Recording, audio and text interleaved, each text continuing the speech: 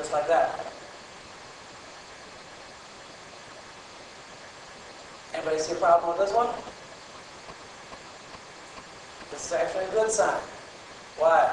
Because the video I showed you in the beginning where it was a smoke goes all the way down to here. And if you're crawling to get out in a hurry, you've got to be able to see where the exit is.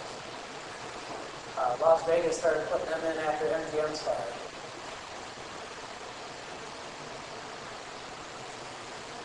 Okay, egress illumination.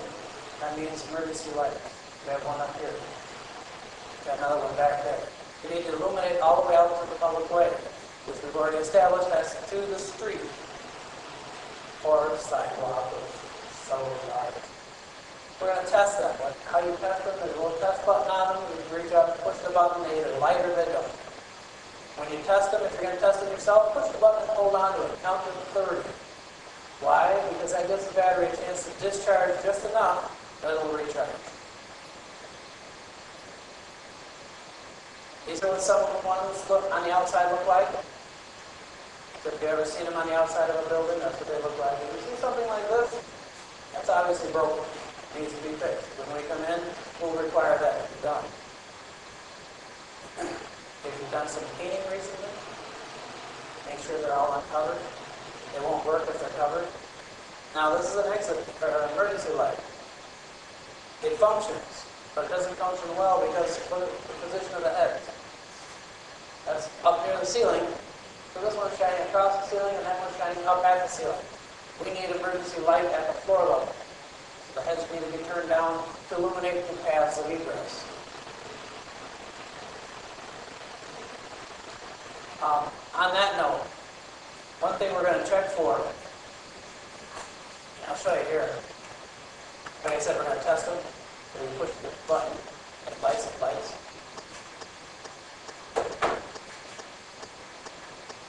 We don't allow this because someone can do this and then forget to plug it back in the next day, and then the battery is discharged and it will not work. So if we find something like this, we're going to have you hardwire it into an outlet or into a lighting circuit.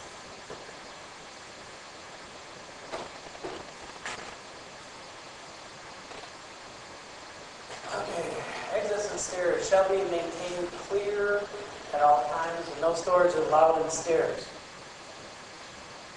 For those of you, how many here have multi-story buildings that are working?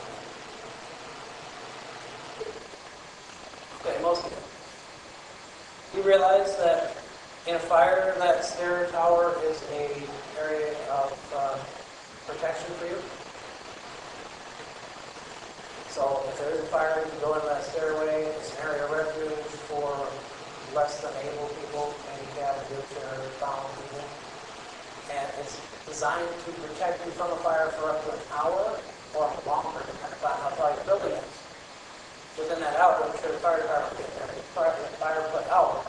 But the fire, as we've seen from the video, is not where the problem is. It's the smoke. That's why all the doors have to be kept closed. But otherwise, if you go into your stairs, like you're supposed to in case of an emergency, you don't take the elevator. And the stairway is filling up with smoke because the doors are open. There's no longer a protected area. So, reiterate, you need to keep the stairs clean. When you go into your building, walk all the stairs up and down before you have people in your building. Because we as human beings will store stuff wherever. If someone was running down these stairs and panicked and had a crowd of people behind them, all it takes is one person tripping. So nothing is ever to be stored in stairways, including maintenance stuff. This has a special problem. Right here is a gate, being held back by the ladders, of course. But what this gate is for is in a high-rise building or multi-story building, as people are running down the stairs in case of an emergency, we get that mindset to go down the stairs, go down the stairs. As we're going down the stairs, we're going to go down the stairs until we can't go down the stairs no more. Then we'll find an alternative route. We're in a panic. That gate is designed to stop you from going into the basement where there is no exit. That gate needs to be closed. We self-close it. Okay? This gate, if it was intact, people would know to go out that door. This little common sense things that we look for when we come and inspect. Ramps, once again, clear and accessible. In a panic, you want to be able to run down the ramp, not trip over things on the ramp.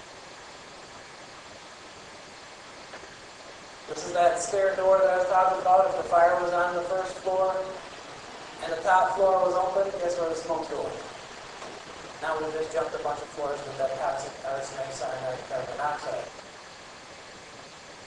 And yes, as human beings, we transfer between floors because we have business on separate floors. We use whatever we can to prop doors open to make life easier.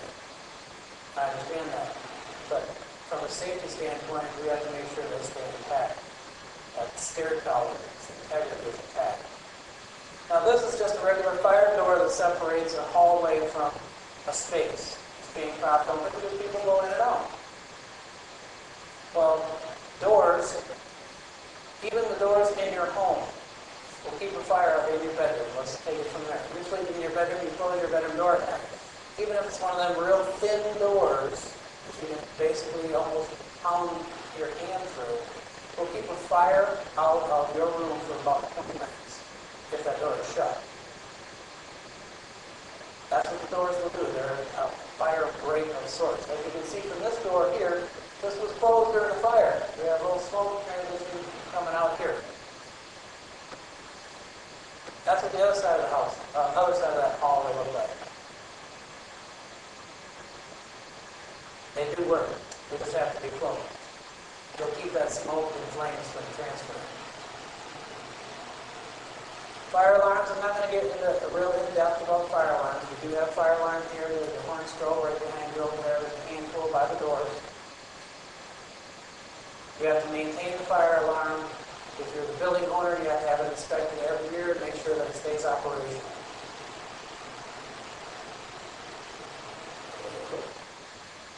Okay, these are handfuls, a couple examples of handfuls. This one here has a cover over it if you have a fire alarm system that you have a nuisance problem with, people pulling it for a joke or whatever. Put one of these covers over it. It is not tied into the building alarm. It has its own alarm.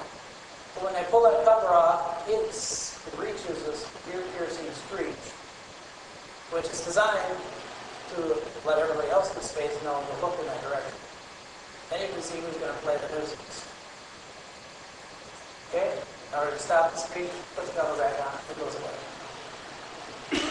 So those are accepted. This is an audio-visual.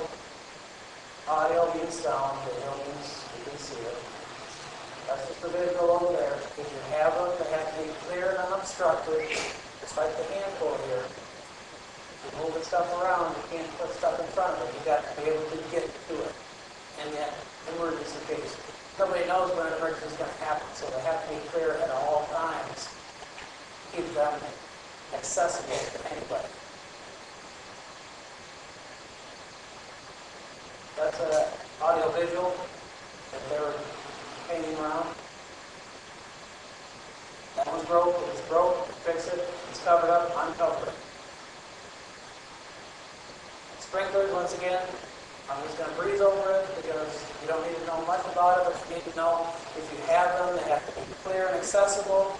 You cannot hang anything from your sprinkler pipes, sprinkler heads, or anything like that. And for building owners, you have to have them inspected. There's a fire department connection on the outside of the building. This is where the fire department will hook up their hoses to pump water into the sprinkler system if needed. Those have to be also clear and accessible. Go back to this building. Above the fire department connection is where the horn strobe or bell goes. That way when people drive by and they see that flashing, they see the fire department connection, they get the association, I should call 911. We have to be able to access that in an emergency and not have to move things out of the way to get to it. Now, once again, we work with the artists. That's what we're doing. That's why we're trying to help everybody here understand what we're looking for. So it's a whole lot easier to handle it on the front end than on the back end. If you see water coming out of your connection, it's not supposed to. It's supposed to be dry. Get it fixed. If you don't have caps, on stuff blocking. We have to